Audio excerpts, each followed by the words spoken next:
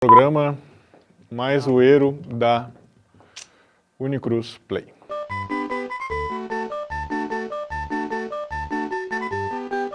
Fala galera ligada no Unicruz Play! Videogame já deixou de ser brincadeira de criança faz muito tempo, ou apenas coisa de meninos. Prova disso é que na última década virou esporte, o eSports, e não para de crescer. Envolve diversos públicos, crianças, adultos, homem, mulher, enfim. Fica por aqui que hoje vamos relembrar alguns easter eggs nos jogos e tem também um bate-papo bem bacana com a Laís Facim. Deixa o teu joinha, ele é muito importante para nós, compartilha com os amigos. Bora lá, vamos pro vídeo.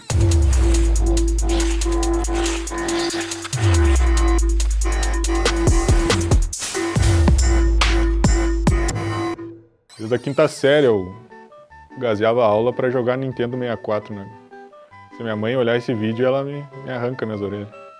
O guri o filho do Wagner, que é um baita jogador.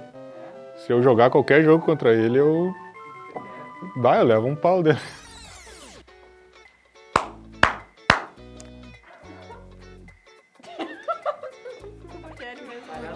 E como eu sou um zero à esquerda na questão dos jogos, eu convidei a Nessana para participar aqui comigo, porque ela entende um pouquinho mais que eu, ela já é até streaming. Fala um pouquinho das tuas lives, Nessana. Então vamos começar o programa falando de algo que todo mundo acha que surgiu nos filmes, ficou mais famoso nos filmes, mas a verdadeira origem foi nos jogos, os easter eggs. O editor vai colocar uma explicação do termo para quem ainda não sabe. Tá.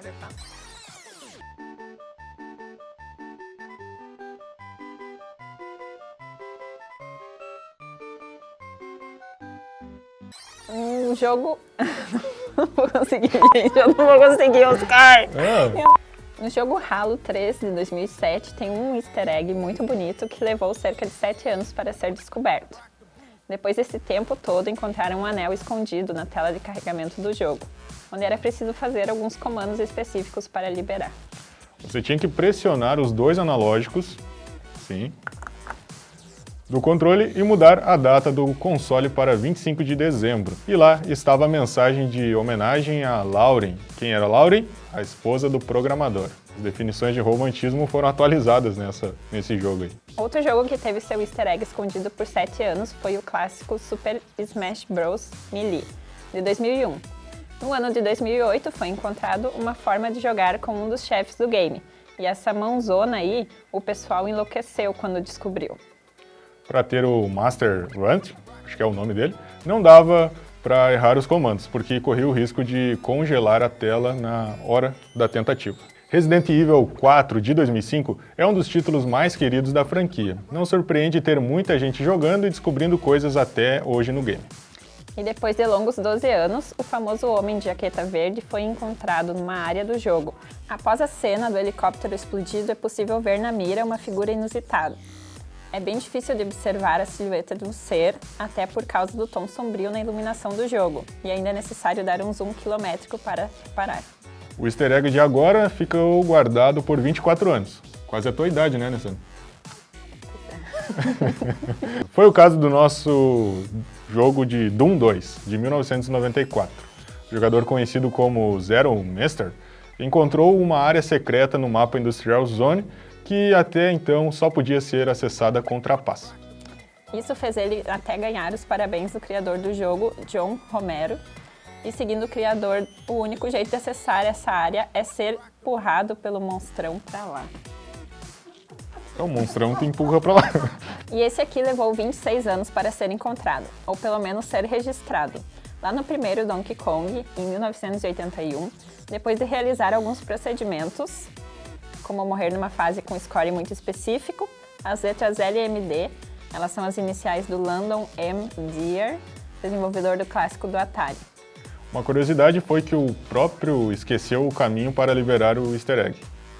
Tanto tempo para descobrir, ele acabou esquecendo. Depois dessa declaração, isso atiçou a curiosidade dos fãs. O site Digital Press até oferecer uma recompensa para quem desvendasse o segredo do jogo. O responsável da façanha acessou o código-fonte do jogo para indicar os trechos que precisavam ser feitos para que as iniciais aparecessem. Tá, não é uma grande recompensa aparecer as iniciais, pelo esforço que o cara teve que fazer, mas também ele acessar os códigos-fontes, não, né? Né? O dito primeiro easter egg foi no jogo Starship, do Atari, em 1977. Só foi revelado 40 anos depois pelo programador. No filme Jogador Número 1 faz referência a um montão de jogos. Inclusive, fala justamente sobre os easter eggs nos games. Tô aqui sentado no meu cantinho de lugar nenhum. Não tem mais pra onde ir. Lugar nenhum. A não ser o Oasis.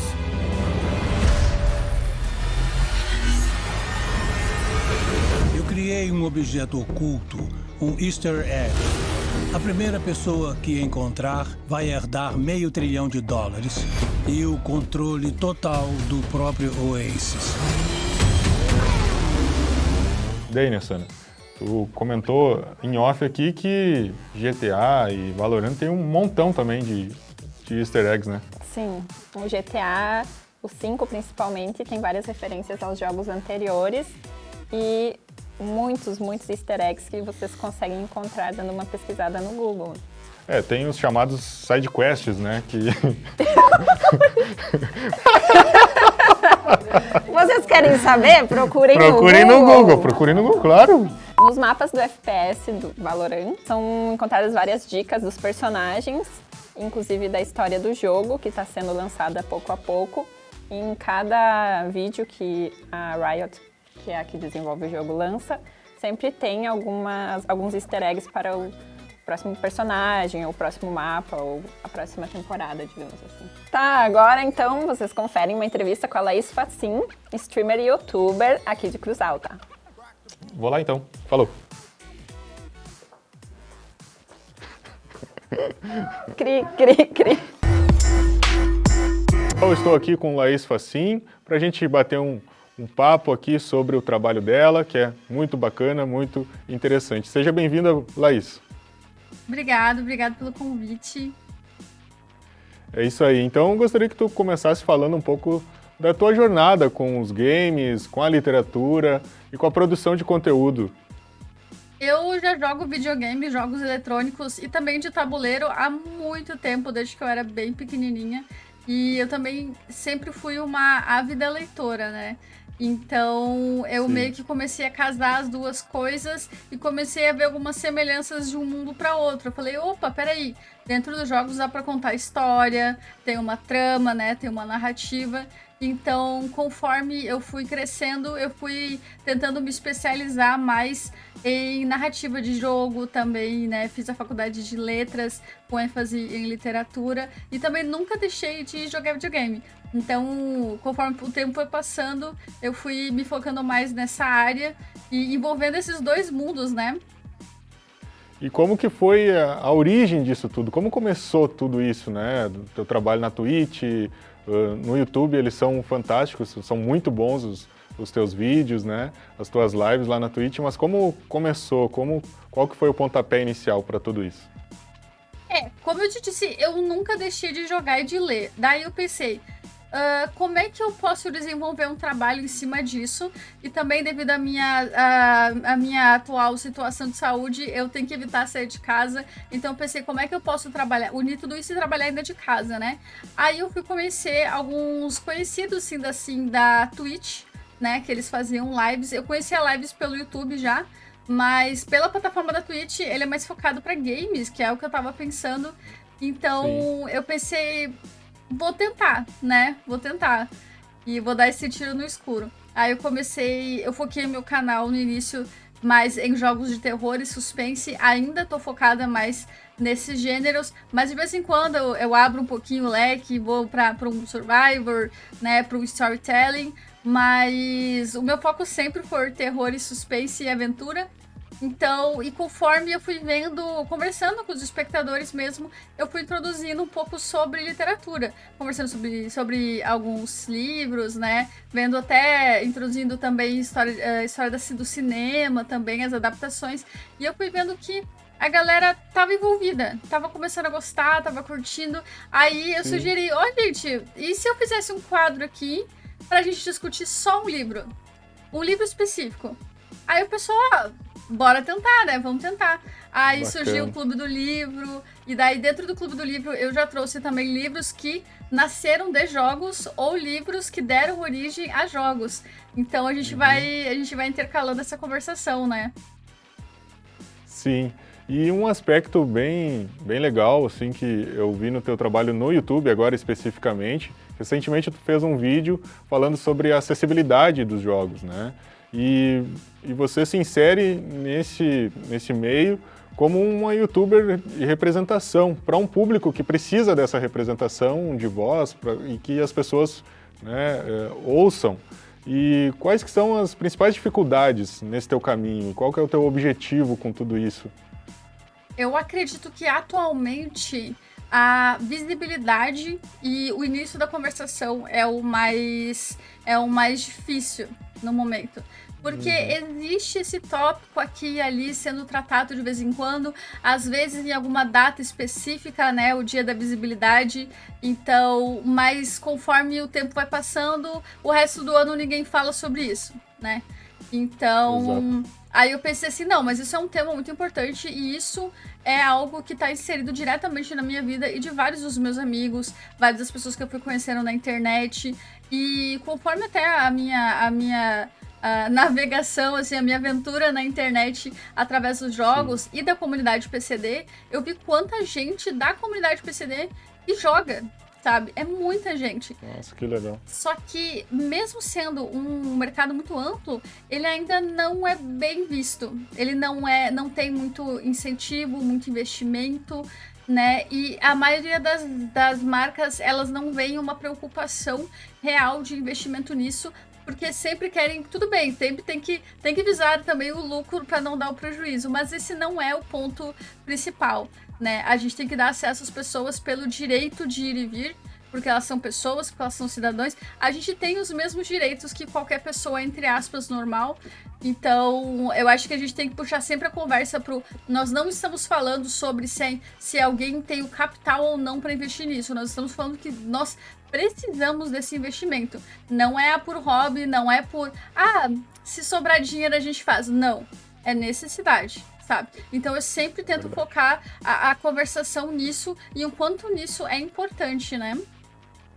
Exato, e a inclusão, né? Os games, ele vem crescendo, o ramo dos jogos, né? Ele vem crescendo e vem abraçando muitos públicos, né? Algo recentemente, assim, que vem começou a se debater no início do ano, na verdade, que é sobre o aumento das meninas, das mulheres nesses jogos. Já há muito tempo já vem esse crescimento, né? E até estudos que falam que as meninas e as mulheres são o maior público que joga os games, né? E algo curioso que eu até ouvi num outro podcast que tu participou é que você não usa um nickname, um pseudônimo, né? Tu usa o teu próprio nome. Tu já sofreu algum preconceito, algum fato nesse sentido, em que o fato da Laís estar ali dando a cara, dando o nome, né, acontecido? Já, porque tem aquele preconceito inicial por ser um nome feminino, então a pessoa já identifica como mulher, mas eu acredito que a abordagem que eu assumi pra mim, quando eu comecei a botar minha cara a tapa na internet, e eu já conhecia como é que era a internet, quais os tipos de pessoas a gente pode encontrar nela, e principalmente dentro do mundo dos games, porque ainda, infelizmente, o machismo no mundo nerd, mundo gamer, é muito, muito gigantesco. Sim. Então, eu meio que já sabia o que eu poderia encontrar ali, mas de qualquer forma, por mais que a gente, eu digo por mim, pelas minhas amigas, a gente sempre conversa sobre esses temas, por mais que a gente desenvolva aquela casca, aqueles muros ao redor, sempre tem um limite, né? Todo mundo tem um limite. Então, às vezes, conforme você vai sendo atacado, esse limite vai quebrando. Mas, no meu caso, nunca chegou a um ponto tão extremo. Mas eu já tive amigas que realmente pararam de fazer live porque não aguentaram perseguição e tal. Então, esse é um tema que a gente pode ficar horas conversando só sobre ele. Mas eu geralmente não jogo multiplayers online, a não ser com pessoas que eu conheço, amigos e tal. Eu não sou muito daqueles Battle Royale, sabe? Sim. Eu tenho amigas assim que são mais dessa vertente e elas sofrem mais com machismo e sexismo por causa de estar jogando com pessoas online aleatórias. Então, às vezes, por mais que elas não tenham um nick que dê pra identificar como feminino, ela fala no microfone e pronto. Dá pra ver que ou ela é xingada ou não levam ela os comandos a sério, porque às vezes é ela que tá organizando a equipe. Então a gente vê que se na hora que eles descobrem que é mulher, o tom da partida muda completamente. Mas como o meu não é tanto essa vertente, eu jogo mais single player, né? Então eu sou um pouco vedada desse tipo de preconceito. E também a minha comunidade, principalmente em live, eu tento fazer ela ser o mais saudável possível. Eu não tolero qualquer tipo de... Eu não dou margem pra isso acontecer, então... Tô conseguindo manter meu chat mais saudável, né? Que bom, né? E é um assunto que precisa ser falado, ser debatido, né? Porque os jogos é para todos, estão ali para ser jogados e independente, né, do gênero, independente da idade, né, de ser criança, ser adulto, tá ali para ser jogado. Quem quer se divertir, né, quem quer trabalhar com isso, que hoje até profissionalmente é levado a sério, então tá ali para todos, né? Tem que ter a democracia verdadeira ali nos jogos, na verdade. E, Laís, eu queria que tu apresentasse, então tu comentou, né, tu deu uma palhinha ali, apresentasse pra gente um pouquinho do Clube do Livro e a Noite do Pijama. Como que funciona, o que é, explica um pouquinho. Ao Clube do Livro, eles são um formato de uma resenha, mas bem mais aprofundada. Eles são parecido com aquelas resenhas rápidas que a gente bota no YouTube, às vezes de 10, 15 minutos, mas nesses clubes é uma vez por mês e é uma conversação que leva às vezes 3, 4 horas em torno de uma obra que os meus inscritos votaram. A conversação é aberta para todo mundo, não só inscritos podem participar, mas são eles que escolhem o título, né?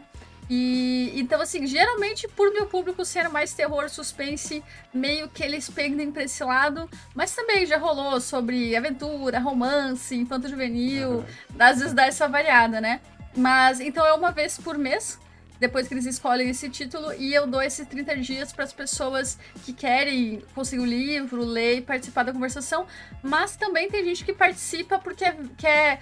ou porque viu um filme baseado na obra e quer saber se é parecido, ou uma série, ou mesmo um jogo, né? Quer saber até que ponto o jogo é parecido, ou se o livro foi baseado no jogo, quer saber se o livro expande o universo do jogo também, né? Como acontece com Quantum Break, por exemplo, eu joguei ele em live, aí depois a gente fez o Clube do Livro e a gente descobriu como expande os universos, né? Então, o Clube do Livro ele é mais esse formato mais aprofundado e mais demorado. Aí já a Noite do Pijama, ela geralmente acontece todo sábado, às vezes um sábado sim, um sábado não, dependendo da agenda. E ela é um espaço onde eu deixo as pessoas me enviarem o que elas escrevem. E às vezes não é só escrita, às vezes tem pessoas que mandam outros tipos de arte pra gente fazer uma resenha, ou simplesmente a pessoa quer mostrar, quer uma opinião, né?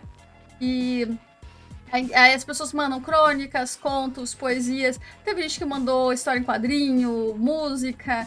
Então a gente vai conversando sobre esse trampo da pessoa. E às vezes eu dou dicas de escrita, dicas de narrativa. E outras pessoas que estão no chat, que são de outras vertentes, elas dão outras dicas e tal. Então é uma conversação mais rápida e aberta a qualquer pessoa que queira mandar o seu trampo, né? Bem legal, bem legal. Agora a gente vai mudar um pouquinho de assunto, mas ainda do teu trabalho com cosplay. Como que surgiu, como que, né, isso veio ao longo da tua vida e como que isso hoje se tornou um desafio para ti? Eu vi um post teu no Instagram, se eu não me engano, não lembro se foi no Stories ou ali no feed, que tu colocou ali um texto muito bacana, muito reflexivo, e que faz a gente pensar de certa forma sobre essa questão. Gostaria que tu falasse um pouquinho sobre isso. Eu faço cosplay há talvez mais de 12 ou 13 anos, eu não tenho certeza. Mas quando eu comecei, eu tava com a minha saúde 100%, então eu não tinha nenhuma dificuldade nesse quesito. A minha dificuldade na época era encontrar os itens, porque na verdade ninguém nem sabia o que era cosplay, eu nem usava esse termo, a gente falava fantasia, né? Se fosse fantasiar. Então, Tu até, eu acho que participou aqui na Unicruz algumas vezes, né? Participei, fazia algumas aparições aqui e ali. A maioria da galera não associava com cosplay, achava que era animação de festa e tal. Mas Sim, faz parte legal. da brincadeira, né? Faz parte da diversão. Mas então, na época, não se encontrava... Hoje tá bem mais facilitado, né? Em qualquer, às vezes, loja virtual, você encontra peruca, lente de contato da cor que você precisa. Às vezes até o cosplay inteiro você consegue comprar online. Então hoje tá super de boa, mas na época eu lembro como foi difícil de encontrar as coisas. E eu lembro também que tive que pedir para uma senhora que trabalhava no meu bairro como costureira e mandar, imprimi as fotos da personagem e fui lá para fazer todo o esquema com ela, a estratégia que a gente ia adotar. Então foi uma coisa bem rudimentar, mas foi muito divertido. Aí, conforme as coisas foram facilitando, eu fui encontrando materiais mais fáceis, ou até encontrei cosmakers, que são aquelas pessoas que fazem mais o trabalho de fantasia especializado para cosplay, né? Que é uma fantasia mais detalhada, mais trabalhada. Então, as coisas começaram a ficar mais fáceis, só que daí, por um lado, começou a ficar mais difícil para mim, pessoalmente, por causa da minha saúde, da piora, né? E daí eu fui perdendo mobilidade, e por causa disso, hoje eu uso uma cadeira de rodas eletrônica, então eu tenho ainda alguns movimentos, principalmente das mãos, dos pés, da cabeça, eu ainda me movo, então a partir disso a gente vê como é que a gente consegue adaptar. Às vezes eu consigo até adaptar a minha cadeira para dentro da minha fantasia, né? Que daí eu fiz o cosplay da Princesa Mononoke, e a gente botou da minha cadeira como se fosse um lobo.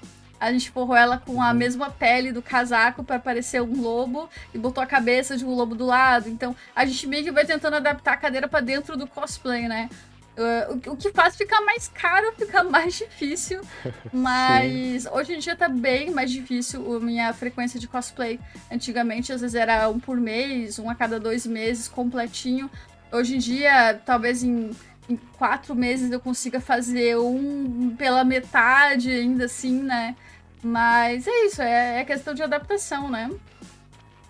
Bem legal. E, Laís, né, o nosso tempo é um pouquinho mais curto do que um podcast, né?